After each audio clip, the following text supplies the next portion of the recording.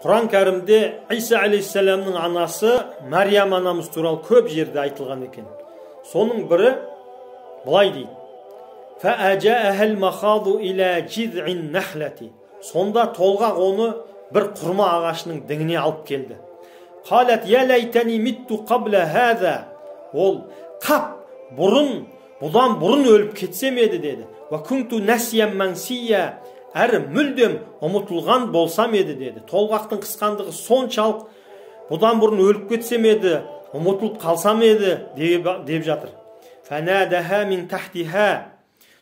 Періште оған төменгі жақтан үн қатып, «Әллә тәхзәни» деді. Қайғырма деді.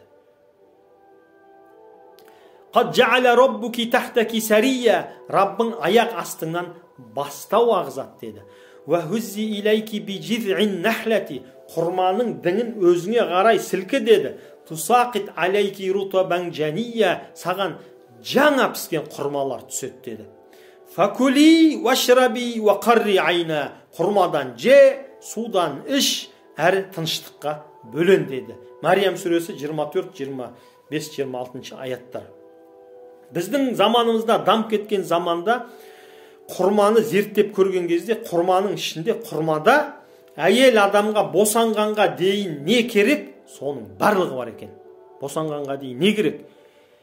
Сүйекті жұмсартатын, босануға дайындайтын, босанған кезде керек күш қуаттың бәрі бар екен. Босанғаннан кейін не керек? Соның бәрі бар екен.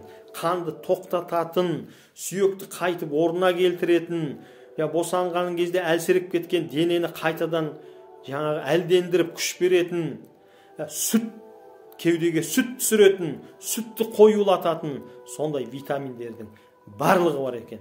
Осыдан 1430 жыл бұрын әйел адамға босанған кезде керекті нәрсенің бәрін Алла Тағала Құран кәрімде бір-ақ ауыз сөзбен айтып кетіпті.